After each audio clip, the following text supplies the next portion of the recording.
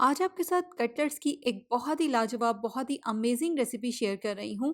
Tasty, yummy और delicious से ये क्रीमी और चीज़ी कटलेट्स आज हम बनाएंगे, जो कि अंदर से तो बहुत ही सॉफ्ट और क्रीमी होंगे, लेकिन ऊपर से बहुत ही क्रिस्पी बनेंगे। इन कटलेट्स को आप बनाकर फ्रीज़र में स्टोर भी कर सकते हैं। वीडियो में सारी डिटेल आपको मिल जाएगी। इसके अलावा इन कटलेट्स के साथ सर्व करने के लिए एक मज़ेदार और झटपट वाली डिप या सॉस भी तैयार करेंगे। तो इसलिए वीडियो को बिना स्किप किए देखिएगा ताकि आपसे कोई भी इंपॉर्टेंट पॉइंट मिस ना हो। अस्सलाम वालेकुम, मैं हूँ Sadia Uzair. Welcome back to Sadia Uzair's kitchen. Video को लाइक, शेयर और चैनल को सब्सक्राइब भी ज़रूर कर लीजिएगा। बिस्मिल्लाहिर्रहमानिर्रहीम। तो सबसे पहले यहाँ पर हम एक फ्राइंग पैन में 1 टेबलस्पून ऑयल लेंगे। इन कटलेट्स के लिए यहाँ पर हमने थोड़ी सी वेजिटेबल्स को हल्का सा फ्राई करना है, लेकिन ज़्यादा ऑयल इसमें हमने बिल्कुल भी शामिल नहीं करना, वरना हमारा फिर जो कटलेट्स का मिक्सचर है वो ऑयली हो जाएगा। तो अब फ्लेम ऑन करेंगे और ऑयल में सबसे पहले हम फ्राई करेंगे अदरक लहसुन का पेस्ट। यहाँ पर मैंने 2 टीस्पून अदरक लहसुन का जो पेस्ट है वो ऑयल में शामिल कर दिया है। मीडियम लो फ्लेम पर इस तरह से कंटिन्यू हिलाते हुए इसको हल्का सा गोल्डन होने तक फ्राई कर लेंगे। पेस्ट की जगह पर यहाँ पर अगर आप चाहें तो अदरक लहसुन को आप चॉप करके भी ऐड कर सकते हैं। तो अदरक लहसुन का पेस्ट जब इस तरह से हल्का सा गोल्डन सा हो जाएगा, फिर इसमें हम शामिल कर देंगे थोड़ी सी वेजिटेबल्स। यहाँ पर मैंने थोड़ी सी बंद गोभी, आधी कटी हुई गाजर, आधी कटी हुई शिमला मिर्च, इन दोनों को इस तरह से लंबाई में जूलियन में काटा है, और इसके अलावा थोड़े से स्वीट कॉर्न लिए हैं। आप अपनी मर्जी की कोई भी वेजिटेबल्स ऐड कर सकते हैं। तो बस मीडियम हाई फ्लेम पर इनको कंटिन्यू हिलाते हुए सिर्फ 2 मिनट के लिए पकाएंगे, ताकि सब्जियां थोड़ी सी पक जाएं। फ्लेम आपने इसके नीचे तेज रखना है, हल्का नहीं रखना, वरना सब्जियां पानी छोड़ देंगी और क्रंची नहीं रहेंगी। तो हाई फ्लेम पर सिर्फ 2 मिनट तक पकाने के बाद आप देखें सब्जियां थोड़ी सी पक गई हैं, लेकिन ज़्यादा सॉफ्ट भी नहीं हुई और इन्होंने पानी भी नहीं छोड़ा। तो बस इसी तरह से हमने सब्जियों को फ्राई करना है। अब इसमें हम शामिल करेंगे 1 चाय का चम्मच बारीक बारीक चॉप की हुई हरी मिर्च। सब्जियों के अकॉर्डिंग 1/4 टीस्पून शामिल करेंगे काली मिर्च का पाउडर, और 1/4 टीस्पून जाएगा इसमें नमक। इसके अलावा शामिल करेंगे 2 चाय के चम्मच सोया सॉस। बस ये स्पाइसेस शामिल करने हैं और इन स्पाइसेस को हाई फ्लेम पर अच्छी तरह से वेजिटेबल्स में एक बार मिक्स करना है। फ्लेम आपने इसके नीचे हल्का नहीं रखना। जैसे ही स्पाइसेस अच्छी तरह से मिक्स हो जाएंगे, फ्लेम ऑफ कर देंगे और फ़ौरन से इनको ठंडा करने के लिए इस तरह से किसी खुले बर्तन में निकाल लेंगे, ताकि ठंडे होते होते सब्जियां पानी ना छोड़ें। इस तरह से इनको फैला देंगे ताकि सब्जियां जल्दी ठंडी हो जाएं। और जब सब्जियां ठंडी हो जाएंगी तो फिर इसी बाउल में ही हम कटलेट्स का फाइनल मिक्सचर तैयार कर लेंगे। और उतनी देर में इन कटलेट्स के साथ सर्व करने के लिए हम एक झटपट वाली सॉस तैयार कर लेंगे। इसके लिए बाउल में लेंगे आधा कप मेयोनीज। आप चाहें तो आप गार्लिक नॉय भी ले सकते हैं। और इसमें शामिल करेंगे आधा चाय का चम्मच कुटी हुई लाल मिर्च, 1 चाय का चम्मच लेमन जूस या सिरका, दोनों में से आप कोई भी ऐड कर सकते हैं, 1 खाने का चम्मच टोमेटो केचप, या फिर जो चिली और गार्लिक वाली टोमेटो केचप आती है आप वो भी ऐड कर सकते हैं। अगर आप वो ऐड करें तो फिर आप इसमें कुटी हुई लाल मिर्च स्किप कर दें। बस सब सारी चीज़ों को इस तरह से बहुत अच्छी तरह से मिक्स कर लेंगे। और देखें, झटपट लेकिन बहुत ही मज़ेदार वाली सॉस यहाँ पर हमारी तैयार हो गई है कटलेट्स के साथ सर्व करने के लिए। अपनी पसंद से जितनी भी क्वांटिटी में आप इसको बनाना चाहें आप बना सकते हैं। बस सारे इंग्रेडिएंट्स आप अपने टेस्ट के मुताबिक इसमें मिक्स कर लें। इसके बाद नेक्स्ट यहाँ पर इन कटलेट्स के लिए मैंने लिए हैं 2 उबले हुए आलू। बॉयल करने से पहले इनका वेट 500 ग्राम था। आलू आपने इस तरह से बॉयल करने हैं कि ना तो ये बहुत ज़्यादा ओवर बॉयल हों और ना ही बिल्कुल कच्चे हों, क्योंकि अगर हम आलू को ओवर बॉयल कर लेंगे तो उस तरह से आलू में पानी भर जाएगा और कटलेट्स का मिक्सर बहुत ज़्यादा सॉफ्ट हो जाएगा। इसलिए आपने इस बात का ध्यान रखना है कि आलू मुकम्मल तौर पर पके हुए हों, लेकिन ओवर कुक ना हों। बस अब इन उबले हुए आलू को अगर आप चाहें तो आप मैशर की मदद से मैश कर लें, या फिर इस तरह से कद्दूकश की मदद से इनको ग्रेट कर लें। बस आपने आलू को इस तरह से बिल्कुल बारीक बारीक मैश करना है। इसमें मोटे मोटे से चंक्स नहीं होने चाहिए, वरना हमारे कटलेट्स फ्राई करते हुए टूटेंगे।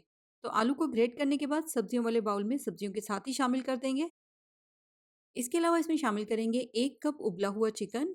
यहाँ पर मैंने चिकन को सिंपली पानी में बॉईल किया था और फिर उसके बाद इलेक्ट्रिक चॉपर में डालकर इस तरह से बिल्कुल बारीक बारीक चॉप कर लिया है। चॉप करने के बाद यहाँ पर ये चिकन इस वक्त 1 कप है।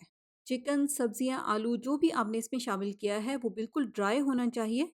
कोई भी चीज़ ना तो बहुत ज़्यादा सॉफ्ट हो और ना ही इसमें एक्स्ट्रा पानी हो, वरना फिर जो आपका कटलेट्स का मिक्सचर है वो बहुत ज़्यादा सॉफ्ट हो जाएगा। और फिर ज़ाहिर सी बात है, कटलेट्स बनाने में और उनको फ्राई करने में आपको बहुत ज़्यादा प्रॉब्लम होगी। इसके अलावा इसमें शामिल करेंगे 1 चाय का चम्मच कुटी हुई लाल मिर्च, हस्बे ज़ायका नमक, और आधा चाय का चम्मच काली मिर्च का पाउडर। 1 कप शामिल करेंगे इसमें कद्दूकश की हुई चेडर चीज़। यहाँ पर आपने इसमें मोज़रेला चीज़ ऐड नहीं करनी, चेडर चीज़ ही ऐड करनी है, क्योंकि चेडर चीज़ की वजह से ही इसमें क्रीमी सा टेक्सचर आएगा। जबकि अगर आप इसमें मोज़रेला चीज़ ऐड करेंगे तो फिर इसमें क्रीमी सा टेक्सचर नहीं आएगा, बल्कि कटलेट्स में तार बनने लगेगी। इसके अलावा इसमें शामिल करेंगे 4 से 5 खाने के चम्मच क्रीम। बस बाकी मिक्सचर आपका बिल्कुल ड्राई सा होना चाहिए, ताकि क्रीम ऐड करने से मिक्सचर जो है वो बहुत ज़्यादा सॉफ्ट ना हो। इसके अलावा ये कटलेट्स बहुत ज़्यादा स्पाइसी नहीं होते, इसलिए मैंने इसमें बहुत ही मुनासिब सी क्वांटिटी में स्पाइसेस ऐड किए हैं। बहुत ही माइल्ड फ्लेवर के क्रीमी से टेक्सचर वाले ये कटलेट्स तैयार होते हैं। नमक जो है वो आप मुनासिब क्वांटिटी में अपने टेस्ट के अकॉर्डिंग ही इसमें शामिल करें। बाकी स्पाइसेस अगर आप कम ज़्यादा करना चाहें तो आप अपनी मर्ज़ी के मुताबिक कर सकते हैं। और अगर बारीक कटा हुआ हरा धनिया या हरी मिर्च इसमें आप इस टाइम पे ऐड करना चाहें तो वो भी ऐड कर सकते हैं। अब यहाँ पर आप देखें, क्रीम मिक्स करने के बावजूद कटलेट्स का जो मिक्सचर है वो बहुत ज़्यादा सॉफ्ट नहीं है, बिल्कुल ड्राई सा है। क्योंकि जितनी भी चीज़ें इसमें हमने शामिल की थी, सब्जियाँ, आलू और चिकन, किसी में भी एक्स्ट्रा पानी नहीं था। आप देखिए, इस तरह का ड्राई सा मिक्सचर होगा तो कटलेट्स को शेप देना कितना आसान होगा, कितनी आसानी के साथ और प्रॉपर शेप आएगी। तो जैसे कि आपने देख लिया है कि सारी चीज़ों को पहले मैंने बहुत अच्छी तरह से मिक्स किया है, उसके बाद अब इससे हम कटलेट्स तैयार करेंगे। आमतौर पर जिस तरह से हम राउंड शेप के कटलेट्स तैयार करते हैं, अगर आप उस तरह के तैयार करना चाहते हैं तो आप उस शेप के तैयार कर लें। यहाँ पर मैंने इनको थोड़ा-सा ओवल शेप में तैयार किया है। तो यहाँ पर मैंने मुनासिब से साइज़ के कटलेट्स तैयार कर लिए हैं। इस साइज़ के अगर आप कटलेट्स तैयार करेंगे तो सारे मिक्सर से आपके 19 से 20 कटलेट्स आसानी के साथ तैयार हो जाएँगे। इसके बाद सबसे पहले अब इन कटलेट्स पर हमने करनी है प्लेन मैदे की कोटिंग। ये बिल्कुल प्लेन मैदा है, इसमें मैंने कुछ भी शामिल नहीं किया। बहुत ज़्यादा क्वांटिटी में इसके ऊपर हमने मैदा नहीं लगाना, बारीक सी मैदे की कोटिंग करनी है। कोटिंग करने के बाद इस तरह से एक्स्ट्रा मैदे को झाड़ देंगे। जब हम कटलेट को फ्राई करेंगे तो ज़ाहिर है चीज़ मेल्ट होगी, और अगर इस तरह से बारीक सी इसके ऊपर मैदे की कोटिंग होगी तो कटलेट सिक्योर हो जाएगा, चीज़ बाहर नहीं निकलेगी। तो इसलिए पहले सारे कटलेट्स तैयार कर लेंगे और फिर इन सभी कटलेट्स के ऊपर हम एक ही साथ ये खुश्क मैदा लगाएंगे, और जितना भी इसके ऊपर एक्स्ट्रा मैदा होगा उसको भी झाड़ना ज़रूरी है। तो सारे कटलेट्स के ऊपर मैंने एक ही साथ मैदे की कोटिंग कर दी है। बारीक सी लेयर बन गई है कटलेट्स के ऊपर मैदे की कोटिंग की। इसके बाद कटलेट्स पर नेक्स्ट कोटिंग के लिए यहाँ पर हम एक बाउल में लेंगे 2 अंडे, और एक हैंड विक्स या इस तरह से कांटे की मदद से इनको अच्छी तरह से बीट कर लेंगे। अब जिस कटलेट पर हमने सबसे पहले मैदा लगाया था वो वाला कटलेट लेंगे, क्योंकि इस कटलेट के ऊपर जो हमने मैदा लगाया था वो इसके साथ अच्छी तरह से स्टिक हो गया है, चिपक गया है, एक बारीक सी लेयर बन गई है। और सबसे पहले इसके ऊपर हम लगाएंगे अंडा। मैदा और अंडा लगाने के बाद जो तीसरी लेयर हम इसके ऊपर लगाएंगे वो लगाएंगे ब्रेड क्रम्स की। तो देखें, इसी तरतीब से अब हमने सारे कटलेट्स के ऊपर पहले अंडे की कोटिंग करनी है और फिर उसके ऊपर लगाने हैं अच्छी तरह से ब्रेड क्रम्स। तो अब अगर आप इनको स्टोर करना चाहते हैं या फ्रीज़ करना चाहते हैं तो इस तरह से किसी भी खुली ट्रे में बिछाकर इनको फ्रीज़र में रख दें, ताकि ये अच्छी तरह से जम जाएँ।